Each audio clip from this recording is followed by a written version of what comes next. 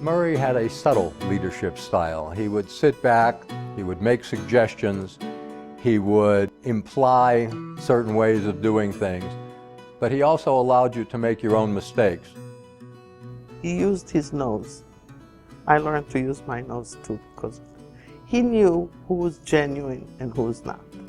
He knew how to relate to people on the level that they wanted to relate to him. Murry validated us. Murry let us know that what we were doing was important, and he helped us to do it better. He understood each and every one of them, what they were strong in, and brought it out of them. You always knew what Murry thought of the work that you were doing. A few months after Murry and Jay hired me to be the teen worker, in the middle of the summer, my mom and dad came up for their first visit to Hartford.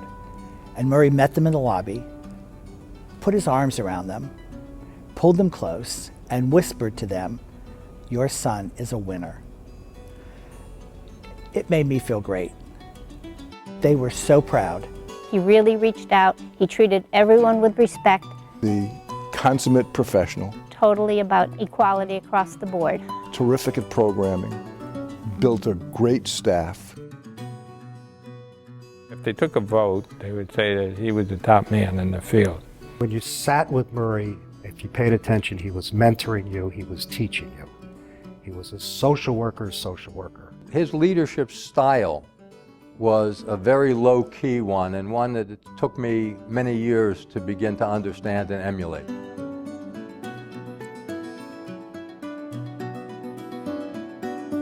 Murry understood that a key part of the Mandell JCC's mission is to build bridges into the general community. I think this all started with the Anne Randall Arts Committee back in the 1950s, when we played a very important role in the cultural life of Greater Hartford.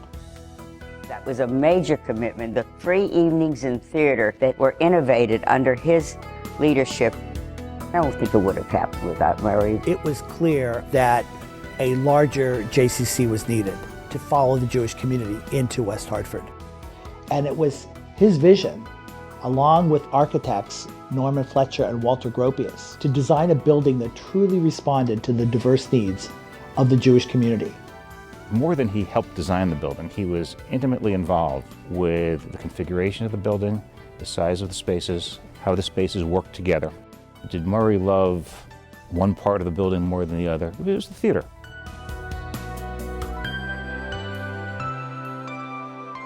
Nursery school was a gem.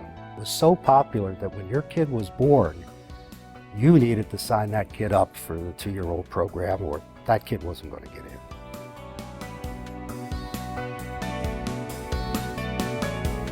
Summer camps are where memories happen and connections to communities are created. And Murry understood that having a successful camp was essential to the JCC's ability to carry out its mission. I think he, early on, before many of our colleagues professionally, understood the importance of the connection of Israel to the Jewish Community Center movement. I think we were one of the first communities to have a shaliach and do major Israel programs throughout the community. And I think it was his insight into that A, had a profound impact on me professionally and also on the JCC. I can't think of one person that I could say was not a friend of Murray's if they had any connection at all. Just as a friend and as a human being, he was the most honest and sincere person I think I've ever known. Because he was both a professional and important and an executive, but also a wonderful human being, warm. He likes jokes, he likes to kibitz. I always knew my dad was charismatic. I knew that before I knew what charisma was. He schmoozed up the mailman, he schmoozed up the bank teller, he knew everybody. He was actually the same person at home as he was at the JCC. He was very funny. He was eccentric. If you were driving with Murray, and there were big trucks passing you. He'd say, the Machamovis. That's what he would call him, the angel of death. We used to call him a Jewish mother. He would put a Jewish mother's guilt on you. He was a humanist. He was a mensch. He knew how to work with people. He had a unique way of combining seriousness and sense of humor. Murry was a good joke teller. Yeah, he had a great Yiddish accent. And he was a great storyteller, absolute great storyteller. My favorite story about Murray was when he was being honored with the Florence G. Heller Award as the top professional of the year. He began his speech talking about the Heisman Trophy. And I was sitting in the audience absolutely bereft because I thought, my God, Murray has lost it. And he went on and on about the Heisman Award, and he finally finished, he said, and most people know what the Florence G. Heller Award was. He said, but for those who don't, the Florence G. Heller Award is the Heisman Award for the Jewish Community Center movement. And everybody cracked up, and he pulled it off brilliantly. I mean, he still is a giant. I mean, when you think of the center, to me, it's still Murray. Murray indeed loved the JCC because he lived the JCC.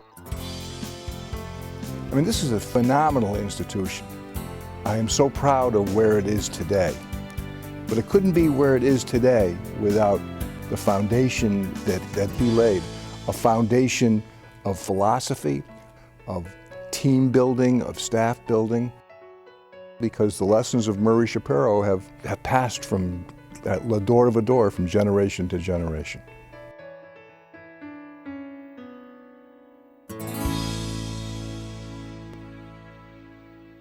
He used to lead us all in singing Hey Lily Lily. There was obviously not a self-conscious bone in the man's body when he did that. We all love Murray, this is true. Hey lolly lolly lo. We love Murray through and through. Hey lolly lolly lo. Hey lolly lolly lolly. Hey lolly lolly lo.